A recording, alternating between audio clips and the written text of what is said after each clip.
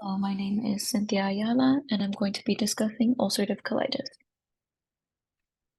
So, ulcerative colitis, or UC, is an inflammatory bowel disease which affects the large intestine, and the large intestine includes the colon and the rectum.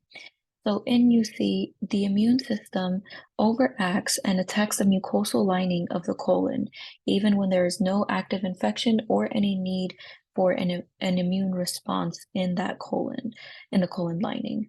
And this overaction of of the immune system will lead to chronic inflammation and ulcers. So, although there is no definitive known cause for ulcerative colitis, there are plenty of studies that do have some evidence that links mental health as a potential cause, family history and genetics, and this can occur if a patient's immediate family member has a prior medical history of ulcerative colitis. It is also likely for that patient to then develop UC, and an initial infection.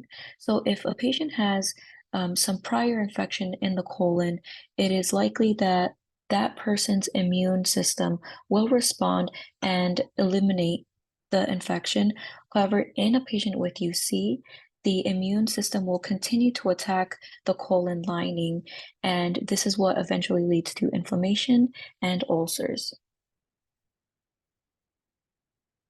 So some of the most common symptoms in ulcerative colitis include abdominal pain and diarrhea, along with bowel urgency. And this is essentially the feeling that that a person may need to have an urgent bowel movement. And some of the less common symptoms of ulcerative colitis include joint pain, malnutrition, and malnutrition can arise from the colon not being able to absorb as many nutrients as it would due to the destruction of that lining. Anemia can also occur if a patient has an ulcer or multiple ulcers with bleeding that is not being controlled well. Over time, this can lead to anemia. Fever, loss of appetite, and mental health problems are also some less common symptoms. And again, mental health problems can result from the gut-brain axis. So UC can affect any person of any age, although a new diagnosis is more common in people from 15 to 35 years of age. However, we do also see older people or younger children developing ulcerative colitis, and this is equally possible in both males and females. So while there's no known cure for ulcerative colitis, there are a group of medications that can be used to treat the symptoms or to help alleviate that inflammation, along with surgery also being an option.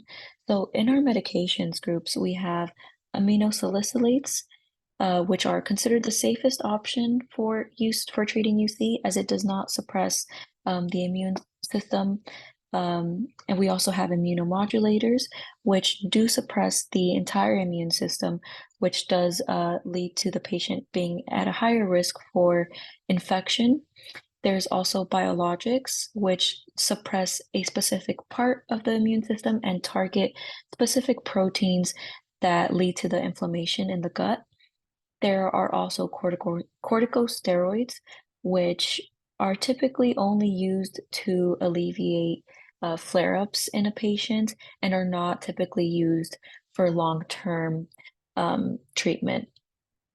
There are two main types of uh, proctolectomy procedures. There's proctolectomy with ileal pouch and proctolectomy with end ileostomy. A proctolectomy with ileal pouch procedure is also known as a J pouch procedure, and this is essentially the removal of the colon and the rectum, and thereafter creating an internal pouch by folding the end of the small intestine, so that patient will not need a permanent external ostomy. And the prolectomy with the end ileostomy is a surgical removal of the colon, rectum, and anus with the creation of an external ostomy. The external ostomy bag is essentially a prosthetic bag which remains outside of the body and collects the patient's stool to be dumped out at a later time. So overall, the patient's prognosis can be relatively normal if they have some diet modification and medication therapy. Thank you for your attention.